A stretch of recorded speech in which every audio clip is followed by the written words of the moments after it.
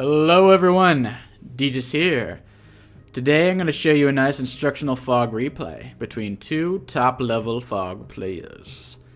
Yeah, you might have noticed something too. Yeah, my smiling mug ain't on the screen this time. Yeah, I figured that this time, or maybe for all future times for replays, that I just showed the game itself so I don't have me and my goofy self distracting y'all while the game's going on. Anyway, without further ado, let's look at the game itself. We got it between Go7 and Eagle. Now, when I said two top-level fog players, I meant it. At the time of this game, which is mid-September, Eagle was ranked number 2 in fog, and Go7 was ranked number 1. So these are indeed the top-level fog players at the time. And another note, the penguin representing Go7, I chose it because he is known to always choose the pushy penguins, or whatever penguin team those are, every single time he plays an Advance Wars game. There's a rumor out there that if you play versus him and you pick penguins before he can, he'll resign immediately on turn 1. That's just a rumor though. Maybe you need to go find out for yourself. So this map right here is Scavenger. I am not entirely sure if it's still in the map pool. It's one of my favorite maps. The reason being I've never lost on it. So I feel like I'm pretty qualified to talk about this map because I know it so well. So typically I like to go a strong side, and the strong side is going this way is red and up here is blue. The reason being because these two bases can easily reinforce this side, whereas this top base will reinforce up here. The reason being, if you want to push this middle base up here, it takes a long time to get up there. First off, if you want to go up here, you have to backtrack over here just to go up here. And if you want to reinforce over here, you're going to cross quite a bit of area. You have to do a little U-turn around this river right here and go all the way up here, which is near the front lines. So they're it's shaky. Whereas on this way, you have a united front coming out this bottom area over here, unless you choose to break these pipe seams.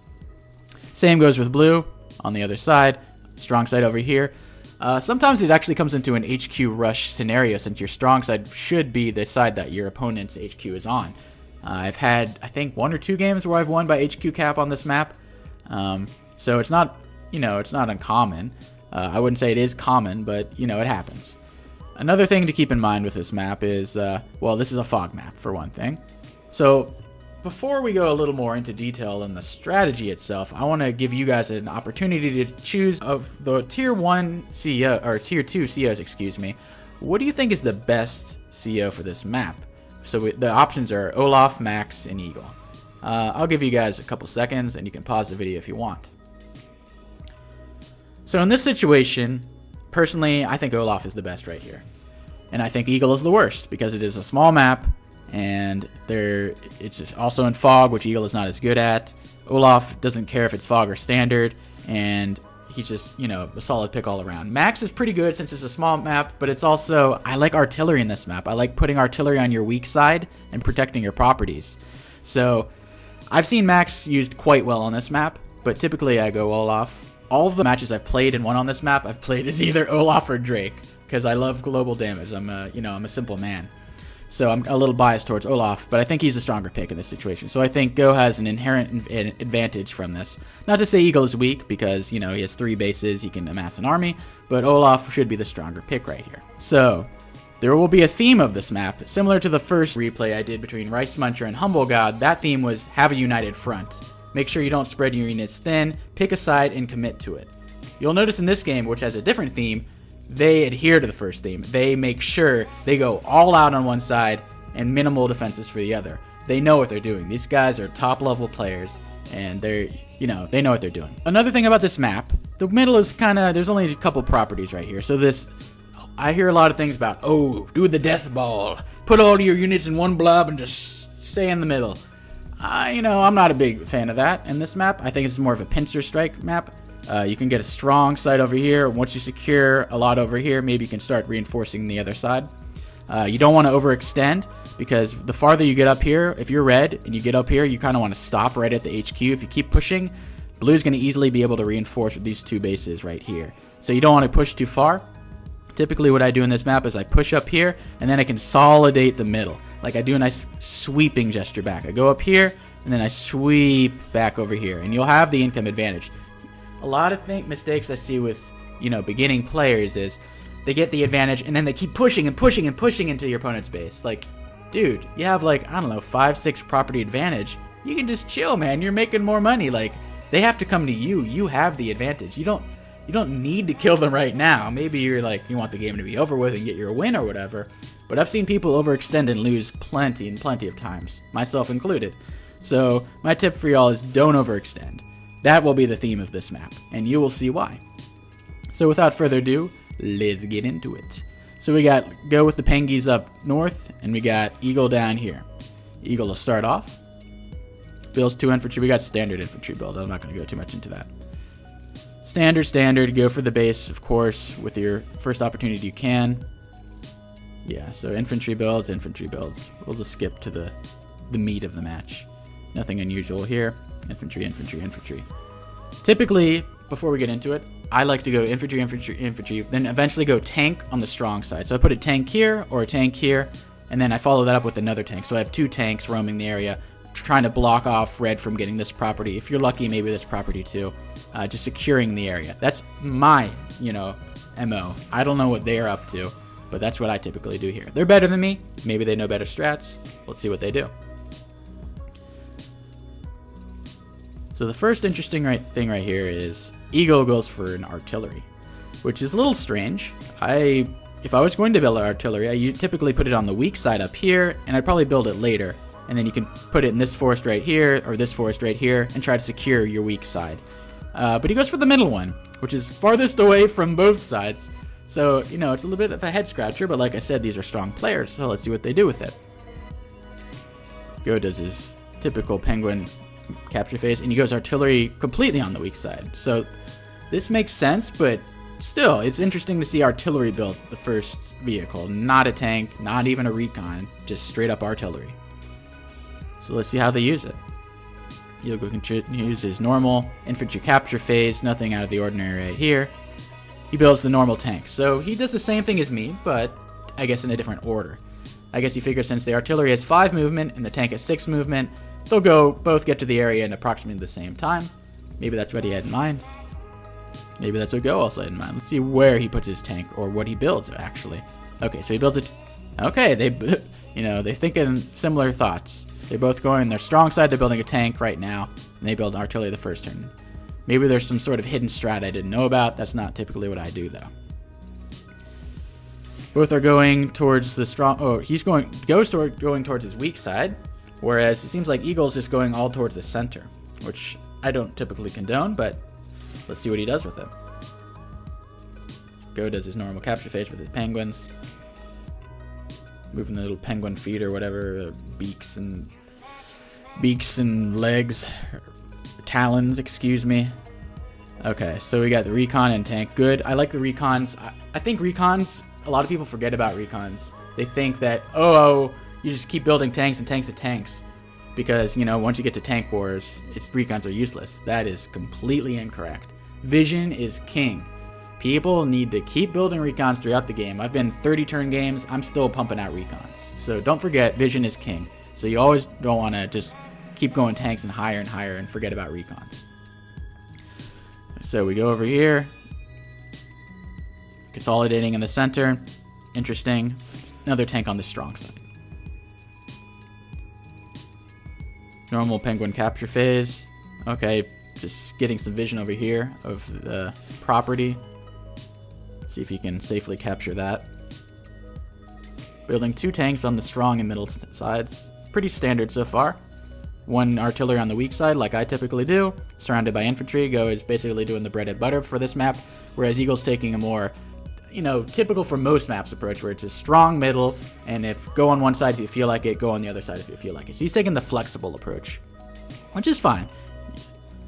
So now Eagle moves all his infantry. Nothing unusual here. Builds a recon, like I said before. Vision is king. Don't forget it. And they can move pretty far on shoals. Shoals, recons can move over shoals quite easily. So maps with a lot of shoals like this one, they can move around pretty easily. You got the roads, you got the shoals. So recons are pretty strong in this map. So now it's Go's turn. He's doing his normal capture phase. Nothing unusual. Pretty standard capture phase. There's literally nothing unusual. He's overextending right here into Eagle's territory. He will soon find out a painful lesson about that. But I don't think he realizes that Eagle's in the center. He probably assumes that Eagle's really strong down here, just like he's pretty strong up here.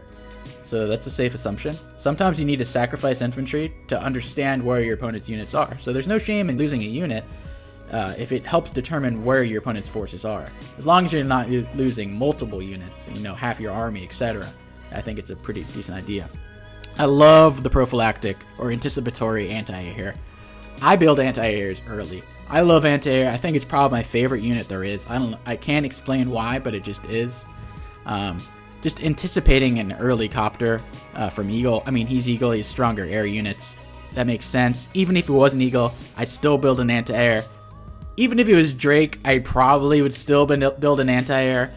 So you can never go wrong with building, like turn 7 through like 10 anti-air. You don't want to wait too long, or else you can get punished by air units. And by the time you make them as a reaction to actually seeing a copter or whatever, it's too late. Because it's going to take 2-3 turns to get from the base to where the action is. So Go is getting a little aggressive. He's going towards the middle over here. And now he's shifting his units towards his weak side, which is a little interesting.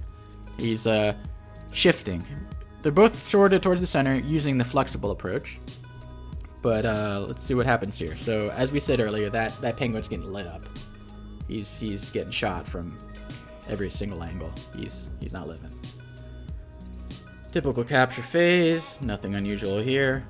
Eagle is still in the center. Oh, okay, that loaded late. But basically, okay, now he's on his weak side. Both sides are on their weak side, which I find, interesting, unusual. But like I said, I'm under no illusion that I know what I'm talking about and they don't, so they probably have some reasoning behind it. Good positioning for the artillery. I love these two forests for the artillery to make sure you get these properties on your weak side. You don't want to overextend on your weak side and try to go for this typically because it will be very easy to reinforce with this side.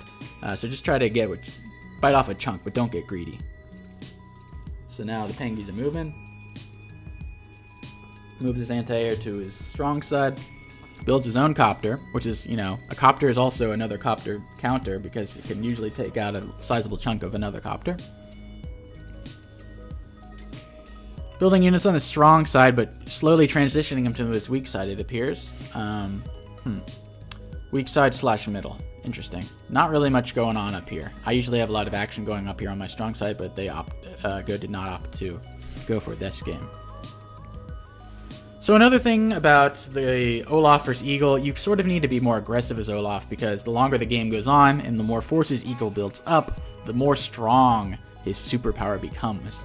So Olaf typically isn't on a timer because he's more of a stally CO, but in this instance, you sort of have to be a little more aggressive than you normally would. Just another thing to keep in mind. Eagle is just amassing towards the center. I think he just likes sitting there. As Eagle, as the one who has stall on his side, as the one who can take his time, he's just sitting there. He's getting equal properties as Go, and he's gonna let Go to come to him. He's basically dictating the game. He says, "All right, if you want to attack me, I'll be ready, but I'm not gonna overextend and lose my units." I think Go starts to realize that he's starting to extend all his units onto his weak side. It looks like he's trying to mass take some properties with all those units. Recon spots a few tanks. Don't think he comes across this tank yet, so he doesn't really know the amount of tanks on his strong side. But Go at this point probably thinks that there's some presence up here that killed his infantry, and he thinks there's probably a little bit over here, which is semi-accurate. So Go's going all out with the infantry over here, going for some free caps, or what he assumes to be free. But as you learn in Advanced Wars, nothing is free. Okay, that's an overreaction, but he's going in. Going for the triple tank build. I'm more on Eagle's side over here. I would tech up at this point. At this point, it's already turn 11. You have a lot of funds. You have a lot of tanks. I mean, I understand how tanks provide a lot of vision, but I usually would go at medium tank. The issue is Go's team over here is pretty far from his base. If he built a medium tank up here, it takes 1, 2, 3, 4, 5. 1, 2, 3, 4, 5. 1, 2, 3, 4, 5. 1, 2, 3, 4, 5. What, is that 5 turns or something? It'll take a while. Whereas over here, 1, 2, 3, 4, 5. 1, 2, 3, 4, 5. It takes 2 turns. So he's a bit far from home. I would argue that he's overextending right now. He's getting a little greedy. And the thing is, it's not just overextending. It's overextending on his weak side. It's harder to reinforce. You have to go around the river. You can't just go straight down. Then you have to go all the way over here through this area to get from the second base. And this one you have to go along the very edge of the map to go down. So he's a bit overextended. I'm just going to flat out and say it. Eagle's like, someone moved. Time to act. So now he's shifting all his units that were in the middle down here. Remember earlier in the game last time, in the other maps, Humble God and Rice Muncher, they had their units all spread out. You'll see what happens now that Eagle smells blood. Look where all his units go. And when I say all his units, look, all the tanks, literally everything but infantry is pretty much going down here to reinforce.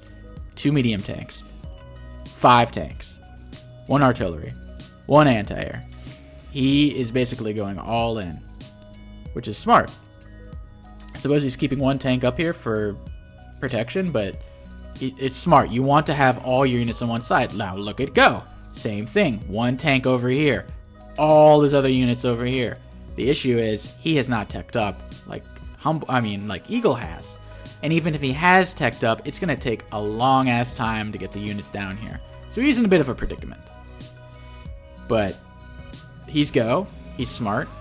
He knows how to take good engagements. So he's taking a good engagement here. Gets tank kill. Gets another tank kill. He's about to get another first strike on this tank. He's going to get another first strike on this tank, I assume. So he's going to get a lot of damage done. No doubt about that. His penguins are going up here doing a little work. Let's see what he does with... Okay. Yep, first strike there as predicted. First strike there. So that's pretty good and all. If there wasn't a medium tank right here, that would be a great engagement for Go. The thing is, he's got the artillery there. It's going to kill that or just damage that. He's got 2 tanks to reinforce. And he's got the medium tank with another medium tank in tow. So reinforcing is going to be hard for Go. His units are going to have to slog all the way down here just to get here. Now let's look at the tank. 1, 2, 3, 4, 5, 6. 1, 2, 3, 4, 5, 6. 1, 2, 3, 4, 5, 6. That's okay, so we have what? 3 turns to get into this area right here. 1, 2, 3, 4, 5, 6. 1, 2, 3, 4, 5. And you can even go farther. So you can get farther in 2 turns down here than you can in 3 turns from up here. And you also have this backup. So I just want to hammer this home. If you're going weak side, that's one thing. But if you're going to overextend on your weak side, that's another thing. Like, those two are like the perfect storm. You do not want to do that. You can overextend on your other side and get away with it sometimes because it's your strong side, you know? But if you overextend on your weak side, it's going to hurt. Even if you're taking cost-effective engagements for now. So now Go is going to have to feel the pain of the medium tank kaplowers. At least that's what I assume it sounds like when the tanks fire upon each other. Yeah, so Go is now taking quite a bit of damage. He can get a nice pot shot off on that medium tank, but his defenses are going to crumble next turn regardless. And then up here, Eagle's infantry are, getting a little feisty, duking it out, throwing cuffs, throwing fists, whatever they'd call it, building more anti-air.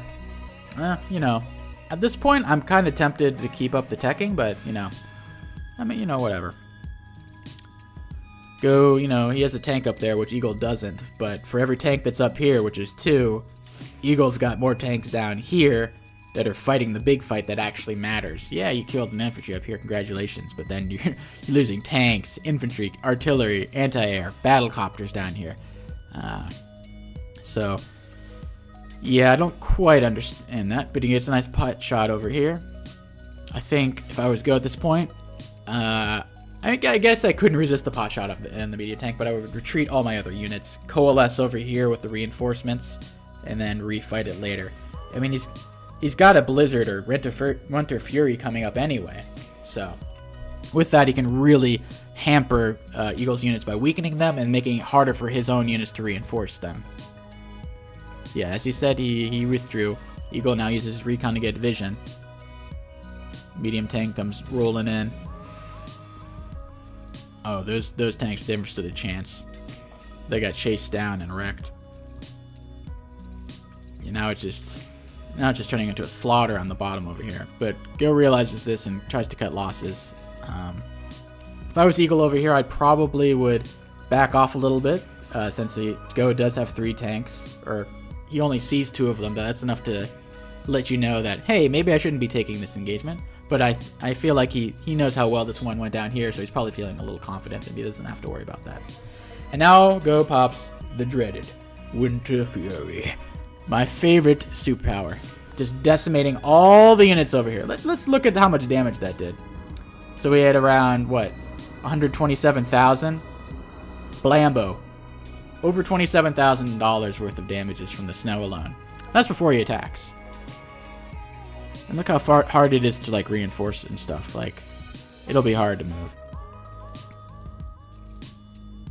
Boom. Boom, bloom, boom. Okay. This is a good turn for Go. Although he's retreated, I understand he lost a lot of units in that engagement. But we have the superpower of Olaf, which usually, you know, you get a mulligan, basically. I've made countless stupid mistakes in games, and then Olaf's superpower is like, oh, you're good, Aegis, and I just win. So, you know, that's a great thing about Olaf and why I like him on this map, but there's one big issue lurking: the Eagle superpower.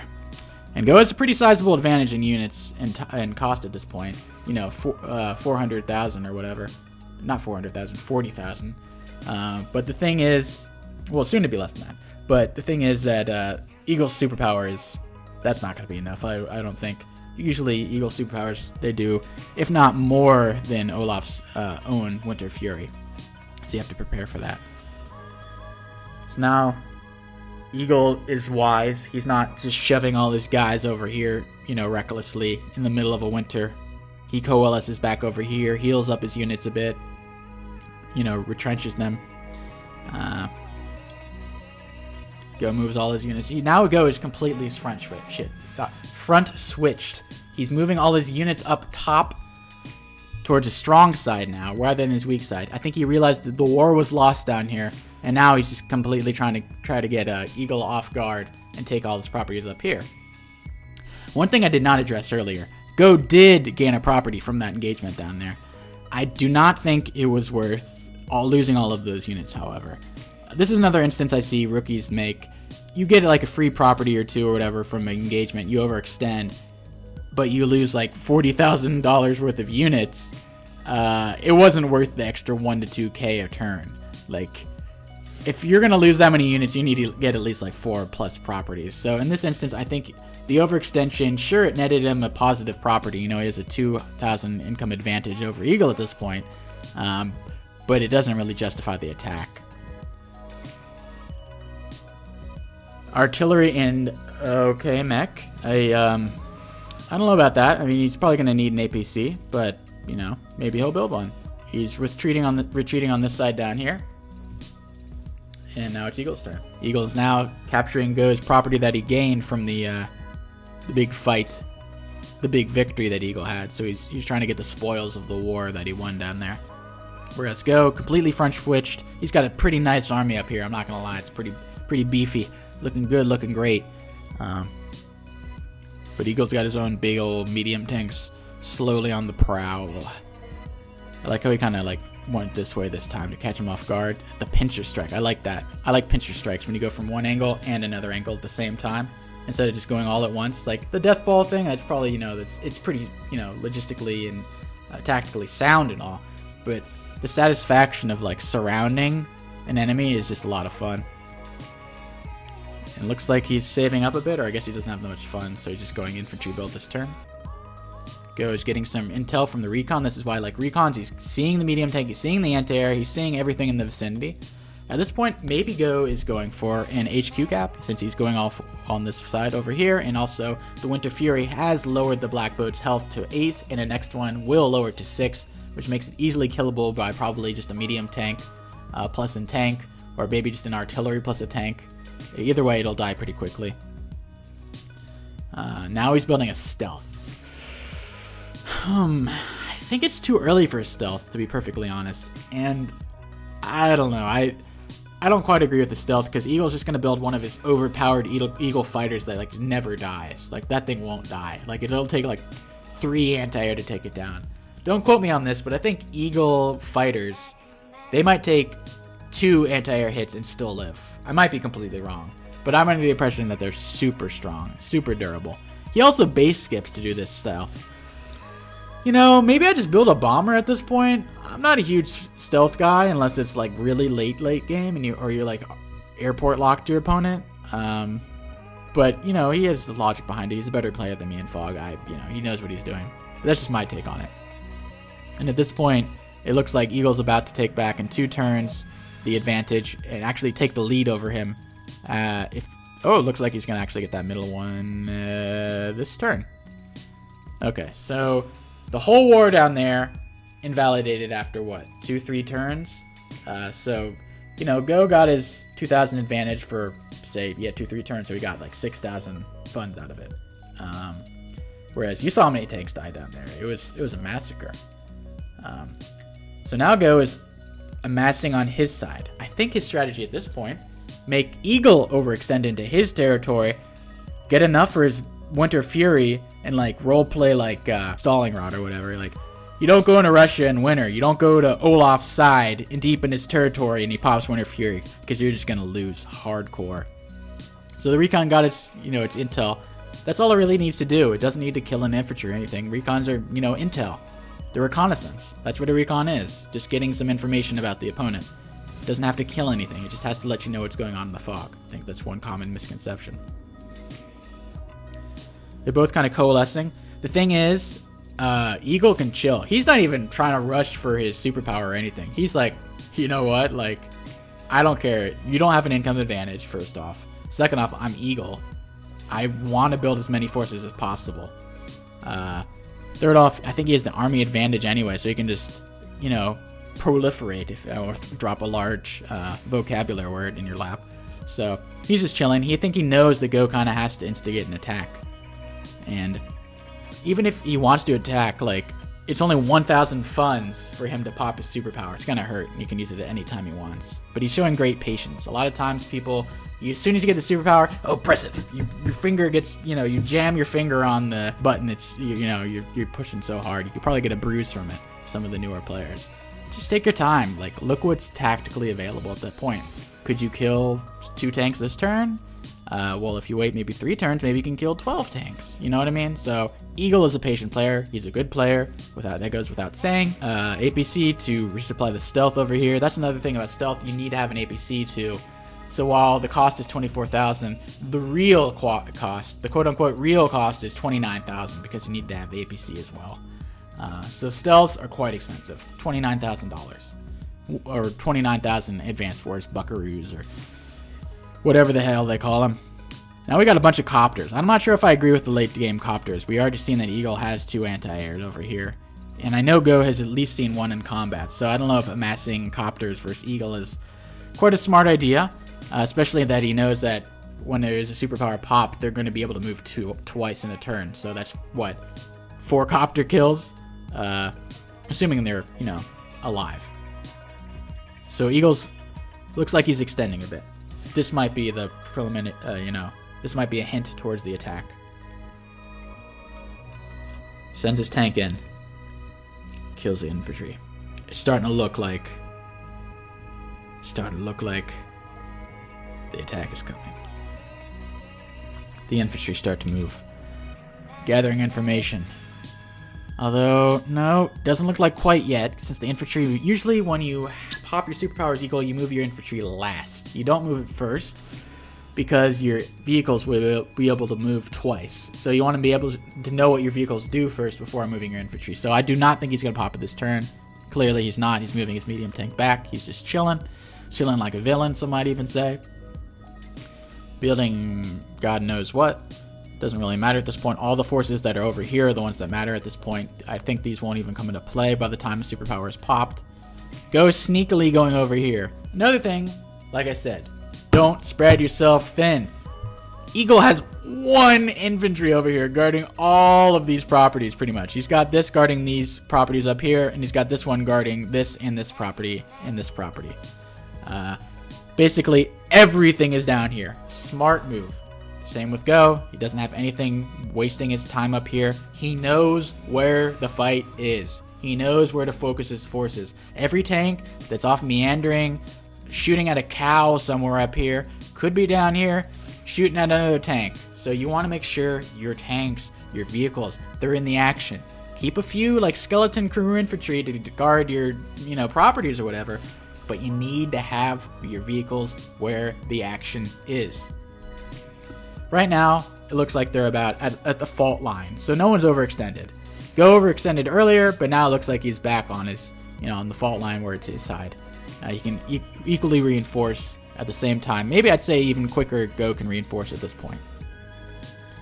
But the damage has been done, and he needs to watch out for that superpower. Now Go's just going all out. He's like, man, I need to get at least a CO power and pop it before Eagle gets his, so then he can block a if he gets to his CO power and uses Blizzard, won't do any damage, but it will severely cripple Eagle's ability to use his superpower on the turn. So I think that's what his goal was right here. Getting awfully close to that Blizzard. He just needs 5,000 more damage. But is he going to get it? I don't think so. Oof. Oof. I guess if he sacked his top into that, he could have, but I don't think he knew the anti-air was there. Okay. Now if I'm Eagle, Go is right in your lap. Now's the part where you just unleash your superpower, if I were him at least. Let's see if he does it. He's got the intel. He knows all this stuff around here because of the tank's vision over here. He sees that. He doesn't see the stealth yet, but he sees all those units. Eagle first interrupts his cap. I disagree with this. I would use that later after you've popped the Super CO power because you get a 10% bonus on your attack and defense. That is all. But, maybe he doesn't know he's going to pop his Super CO at this point. Tank goes in, gathers intel. That's what, doing a little mini recon job over here. Spots the stealth, spots the artillery. He wants to see what's in the forest over there. Medium tank comes in. Kaplamo. Okay, now you know. You sniff it out. You know the Super CO power is coming. The tanks are in. They smell blood. They're like sharks. You smell blood, it's coming. Medium tank comes in. Blow. Another tank falls. Another one bites the dust. The anti-air, they're ready to kill some copters. He sees this copter over here. He sees this copter over here. He even sees the stealth over here. And because he sees the stealth, he's got one of his quote-unquote invincible Eagle fighters over here. So I don't think, and he got it for what, 20,000 instead of 29,000, the real cost of the stealth? Whatever. I'm not a big stealth guy. Not much of a stealth guy. Anyway, he's got this recon up here, and it will kill that unit anyway. I don't even think he needed to use that infantry, but at this point, yeah, you have to use the lightning strike. The CO power. The super CO power, excuse me. Yeah, Go is gonna get well beyond his Winter Fury cap because of all the damage he sustained. Kills the infantry up there. Gathering more intel. Getting a nice shot on this medium tank in the meantime. Oof. That's another good engagement for Eagle. Getting more intel. Ooh. That useless mech that moved 6 turns or 6 move in 3 turns. I don't even know what it was supposed to do. I think he just likes the idea of penguins with bazookas or something. I don't know. Oof. Bye-bye, Artie. Ooh, bye-bye, other Artie. Bye-bye, tank and other glitch. Oof. Yeah, the tanks are just going ham at this point. Why is this copter still alive is my question. Is it a glitch or something? Let's see. It's got to be a glitch. Yeah, okay. So these... You didn't see it, but he massacred those battlecopters right there. So, yeah, I don't agree with the battlecopter span. He's still doing it. Yeah, at a certain point in the late game, I just kind of switch off battlecopters. I kind of just go bombers, maybe stealth if I'm feeling really feisty, but battlecopters, once you get past the middle game, they're not as great, The Blizzard. He sees Eagle overextending. He's like, please, Eagle, go overextend. I can roleplay Stalling Rod if you want to too. He fights him back. Does a lot of damage. It's hard to reinforce. These tanks can barely move. I don't even know how far that can move. These infantry can only move 1 space forward on the plains or a lot of spaces on the shoal. Don't understand that, but Whatever. The APC. It's never too late to use the APC. Yeah, okay. Meet your death, Mr. Penguin. I think he wants like a target. He's like, yeah, Eagle, please stay over here and overextend. We have equal funds. Whatever. Just like... Eagle's not having it, I don't think. Goes for the caps. Kills the artillery down here. Brings his fighter in. But Eagle, he's a smart player. He's retreating over here. He has good awareness. He's not overextending over there. He's actually retreating. Bringing his units back. See, he's smart. He knows not to overextend. The same mistake that Go made over here. He knows not to overextend. He has the lead. He knows he does a crap ton of damage to Go. He knows he's probably going to capture these properties over here. Why would you overextend and risk your lead? That situational awareness, that is what makes the good players into great players. I'm somewhere in the middle, you know? But you want to keep that in mind. Go is just... He's just fighting for something at this point. I think the game is pretty much lost for him at this point. He's building tanks into all sorts of other units that are stronger than tanks. I mean, Eagle's got the fighter. Ooh, yeah, they're super strong. It's at 8 HP and it's still doing nearly one hit KOing the stealth. Ouchers. And Go resigns.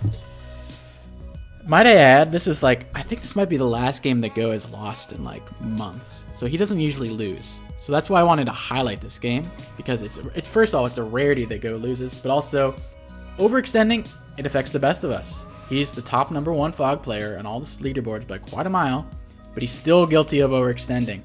It's never let your, the feeling that you're winning get to you too much. Give yourself a reality check. Be like, hey, could he reinforce this way quicker than me? Is it worth sacking all these units to get the extra property, etc.? Like I said earlier, you want to capture and then sweep. So I would capture these properties over here as red, then sweep back. You don't just go, no, you're gonna have 3 bases supplying this area if you go here as red. That's just asking for trouble, especially as Olaf. Overextension, bad. Don't do it. Make sure you have situational awareness, where your strong sides are, where your weak sides are, how long, count with me, 1, 2, 3, 4, 5, except, count how many spaces it takes to get from a base to the same area. If it's taken you twice as long to get to an area as it takes to your opponent, that is a hint. That is a red flag. If it's a 2-to-1 ratio, how long it takes for you to get your units to over there, don't do it. Flat out, don't do it. Take your lead and just chill. You don't need to keep pushing. Eagle knows this, and I know Go, this is one mistake Go made in this game, but typically he does not make this mistake. I've played him a number of times. He rarely overextends. But when you do, the few times you do overextend, it gets punished at the high levels. So I just want to hammer that home. Don't overextend. First match, last time, Rest Muncher Humble God, the takeaway was don't spread thin. Go on one side. Both these players did that. They focused all their forces on here in the beginning. They focused all their forces over here later on. They know that fundamental. The lesson for this video, don't overextend. So anyway, that is the game. I hope you enjoyed yourself. If you have any questions, please feel free to ask in the comments section. I'll be very happy to elaborate. If you have any feedback on the video, etc., I always like to hear from y'all. So enjoy. Have a nice day. And I hope to see you next time.